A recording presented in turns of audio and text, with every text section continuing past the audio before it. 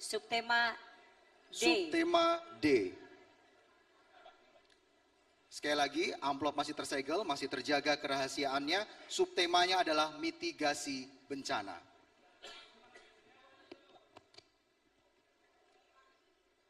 Pertanyaan hanya akan saya bacakan satu kali, mohon didengarkan dengan seksama. Data portal Jawa Barat sejak Januari sampai Mei 2024, bencana banjir mencapai 94 kasus tersebar di 25 kabupaten kota yang mengakibatkan rumah rusak ringan sampai berat, korban jiwa, dan 137.153 orang terdampak serius. Pertanyaannya, apa strategi saudara untuk menyelesaikan persoalan tersebut? Waktu Anda 2 menit dimulai saat Anda berbicara. Jawa Barat sesuai dengan pendapat para pakar berada dalam ring of fire, artinya berada dalam cincin api bencana. Dan diantaranya juga adalah bencana banjir. Oleh karena itu, kita harus memiliki, yang pertama adalah kajian peta bencana di Jawa Barat. Di mana yang sering terjadi banjir, di mana yang sering terjadi gempa, di mana yang sering terjadi bencana-bencana yang lainnya. Yang kedua, kita harus mengedukasi masyarakat agar masyarakat lebih care terhadap bencana yang akan dihadapi. Ketika yang dihadapi adalah bencana banjir, maka dia harus tahu bagaimana upaya untuk menyelamatkan diri dan hartanya, kemana dia harus mengevakuasi keluarganya.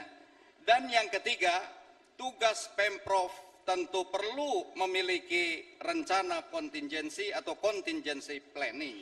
Di antaranya dengan menghidupkan early warning system. Saya tinggal di Bekasi, seringkali menghadapi bencana-bencana banjir. Yang salah satu kebijakan pemerintah Kota Bekasi sebagai early warning system, kita menempatkan petugas di P3C, pertemuan Cikeas, itu sungai itu diberikan petugas orang yang menginformasikan ketinggian air. Sehingga ketika ketinggian itu betul-betul terdeteksi, maka jarak air sampai ke Kota Bekasi ini memerlukan waktu tempuh 6 jam.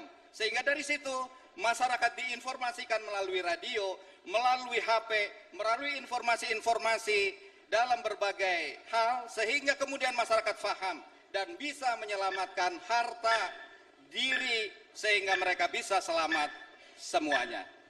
Demikian. Baik, terima kasih kepada Bapak Ahmad Saiku.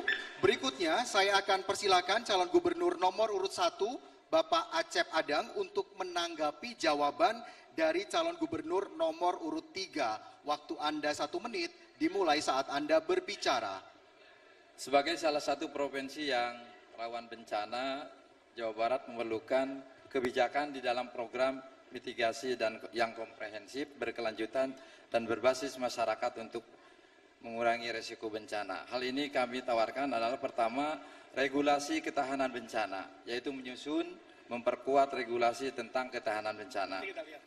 Kemudian yang kedua, meningkatkan infrastruktur ketahanan bencana, seperti kita membuat jembatan, jalan, dan bangunan publik agar tahan terhadap gempa. Yang ketiga, misalnya pendidikan mitigasi bencana, yaitu membuat program edukasi mitigasi bencana di sekolah-sekolah. Dan kita memberikan penjelasan kepada mereka adalah bagaimana ketika kita nanti akan membuat semacam rumah atau bangunan, itu harus dihindari tempat-tempat yang menimbulkan akan adanya bencana, apakah bencana alam atau bencana banjir dan bencana-bencana yang lain. Kemudian yang terakhir adalah teknologi untuk mitigasi bencana. Waktu Anda habis. Terima kasih.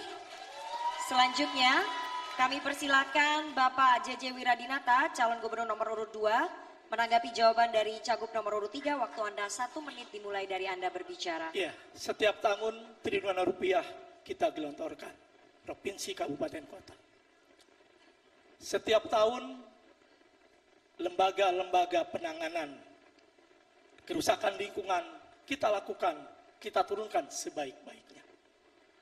Tetapi yang terjadi, seminggu hujan, banjir tetap ada. Sebulan kemarau, kekeringan melanda kita. maka tentu harus ada upaya-upaya yang luar biasa.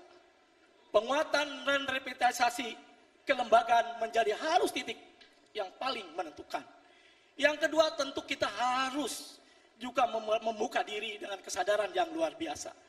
Apakah pengolahan hutan, apakah kelolaan lingkungan sekarang sudah menitik beratkan kepada aspek ekologi dan keseimbangan, atau hanya keperluan bisnis semata?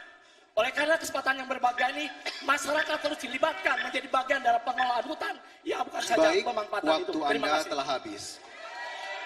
Selanjutnya kepada calon gubernur nomor urut 4 Bapak Deddy Mulyadi. Kami persilahkan untuk menanggapi calon gubernur dari nomor urut 3. Waktu Anda 1 menit dimulai saat Anda berbicara.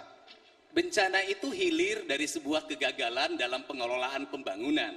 Kenapa gagal? Karena kita salah memetakan wilayah, diakibatkan tata ruang kita tidak sesuai dengan fitrah penciptaan alam itu sendiri. Maka yang pertama harus dilakukan oleh kita adalah pemetaan tata ruang. Agar apa? Agar ruang-ruang yang ada di bumi Jawa Barat itu kembali pada ruang-ruang sesuai dengan peruntukannya. Kata orang Sunda, ada tritangtu di Buana. Gunung Kudu Awian, Lengkop Kudu Balongan, Lebak Kudu Sawahan. Kalau kerangka ini sudah dibangun dengan baik, maka kita akan langkah yang kedua. Beraninya pemerintah mengambil kebijakan secara tegas terhadap apa? Pelaku pembalakan liar. Bangunan-bangunan yang salah menempatkan. Kemudian juga yang ketiganya adalah bagaimana kita menempatkan bangunan sesuai dengan karakter wilayah. Gunung sesuai dengan karakter gunungnya, daerah banjir sesuai dengan karakter banjirnya, daerah tengah sesuai dengan karakter tengahnya, sehingga bencana itu bisa diminimalisir oleh Cukup, kita Bapak, semua. waktu Anda habis. Terima kasih. Kami beri kesempatan calon gubernur nomor urut 3 Bapak Ahmad Saiku merespon tanggapan dari Cagup 1, 2, dan 4. Waktu Anda 1 menit dimulai dari Anda berbicara. Menurut pandangan kami, bencana kadang-kadang lintas kota dan kabupaten. Kita sering melihat Bekasi terang benderang, tetapi di Bogor hujan deras. Sehingga kita nggak menyangka bahwa air kok tiba-tiba digelontorkan ke kota Bekasi. Inilah yang perlunya hadir pemerintah provinsi dalam menangani bencana yang lintas kota dan kabupaten. Penanganan bencana harus integral antara hulu dan hilir.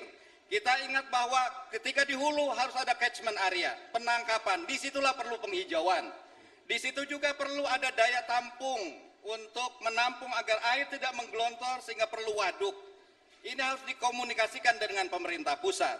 Sementara di hilir kita perlu bahwa sungai-sungai, kali-kali perlu dilakukan normalisasi. Sehingga daya tampung sungai bisa melebihi, cukup tidak melimpah kemudian ke rumah-rumah penduduk. Inilah yang harus kita lakukan, koordinasi dengan pemerintah pusat, karena ini menjadi kewajiban pusat. Baik, terima kasih. Waktu Anda sudah habis dan kini